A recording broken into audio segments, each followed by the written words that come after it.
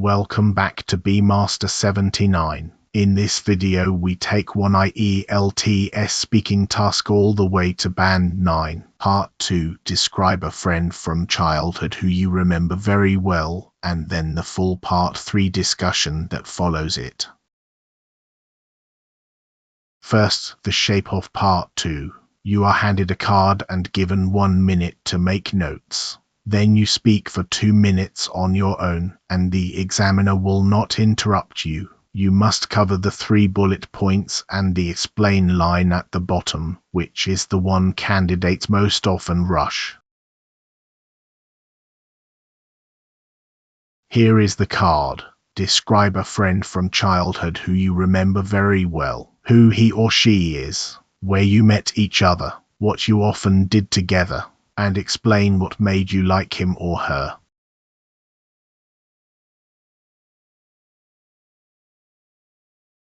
Now the 1 minute of planning. Write nouns and names only. You are writing triggers, not sentences. 1 name for who, 1 specific scene for where, 3 repeated habits for what, and save the why because that section is both the longest and the highest scoring. These are the notes I would actually put on the paper. Notice how short they are. A name, a scene, 3 habits, and 4 words about character. Everything else is built live while I am speaking.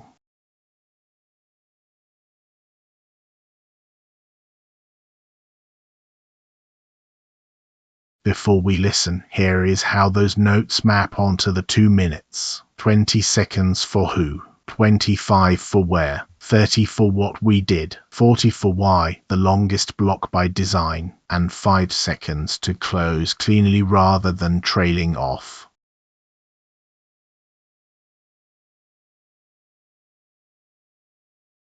Part 1 of the answer. Who he is, and where we met.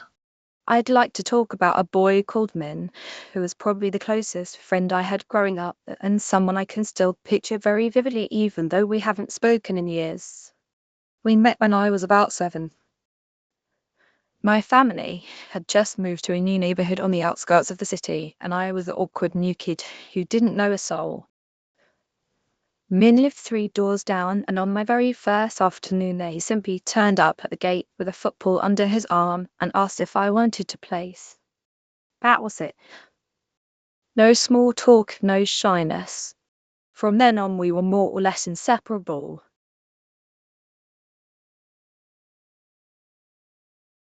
Part 2 of the answer.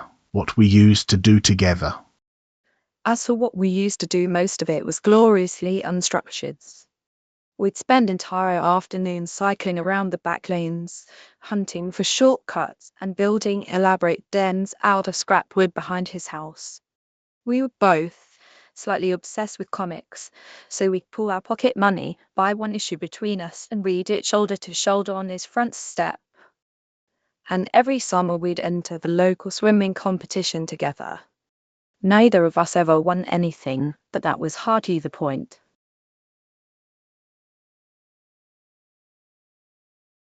And the explain step. What made me like him. What made me like him so much, though, was his temperament. Min was remarkably easygoing and completely without malice. He never once made me feel like an outsider, which mattered enormously to a child who'd just been uprooted.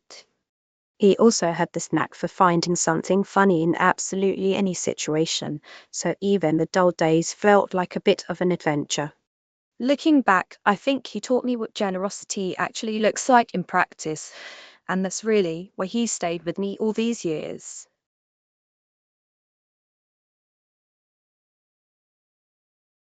Here is the whole answer in one place. 291 words. At a normal speaking pace that feels close to the full 2 minutes, so use the word count as your target. This recording is read a little faster than you should aim for. Pause the video and read it through before you try your own.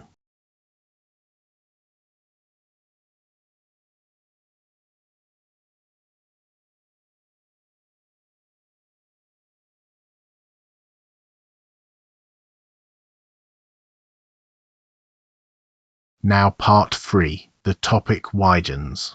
The examiner stops asking about your life and starts asking what you think about society. Aim for roughly 40 to 70 seconds per answer and never give a bay yes or no. Question 1. Do you still keep in touch with your friends from childhood, and why or why not? The trap here is answering only about yourself. Give the personal answer, then explain the general reason behind it.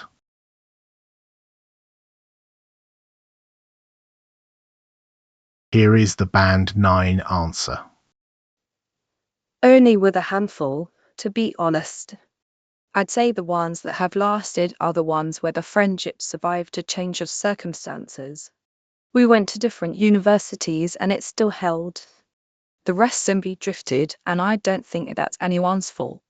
Childhood friendships are often built on proximity rather than on any genuine compatibility. So once you're no longer in the same classroom every day, there's very little actually holding them together. Social media keeps a thin thread alive that I'd hesitate to call scrolling past someone's photographs keeping in touch.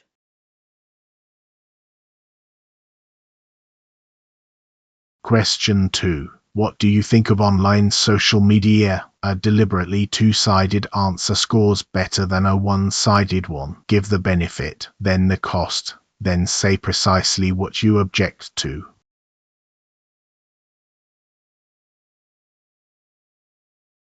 Here is the band 9 answer.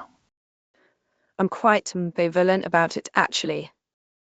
On the positive side, it has genuinely democratized communication.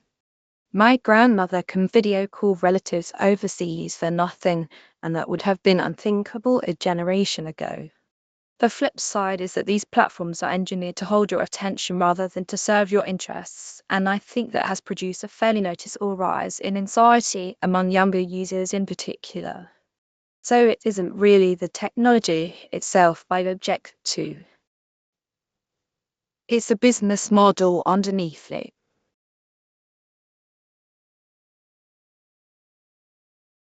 Question 3. Will online social media replace face-to-face communication? Notice that this asks about the future, so you are being tested on prediction language and on answering the degree, not just yes or no.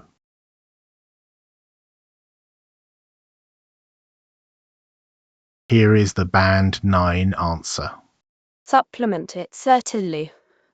Replace it, I very much doubt. Face-to-face interaction carries an enormous amount of information that simply doesn't survive the journey through a screen. Tone, micro-expressions, physical presence.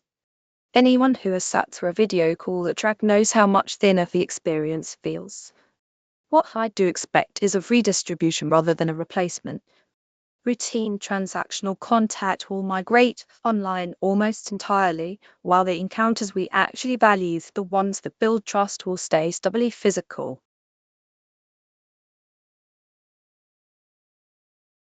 Question 4. How important is childhood friendship to children? Take a clear position in the first sentence, then support it from 2 different angles.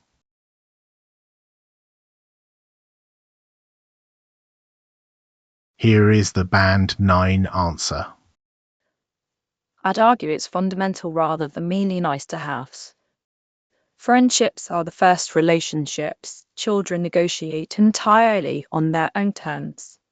There's no adult refereeing them, so that's where they learn to compromise, to read other people, and to repair things after a falling out. Children who lack that often find themselves at a disadvantage socially later on. And beyond the developmental argument, there's a simpler emotional one. Having someone who actively chooses your company does a great deal for a child's sense of self-worth.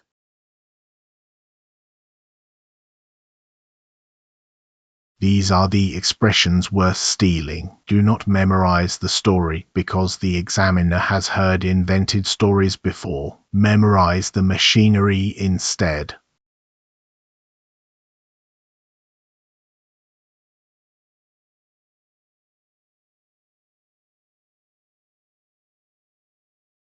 quick word on why this reaches Band 9 against the 4 criteria. And please read the caveat on screen. Band 9 here is our own assessment against the public ielts descriptors. It is not a certified examiner score.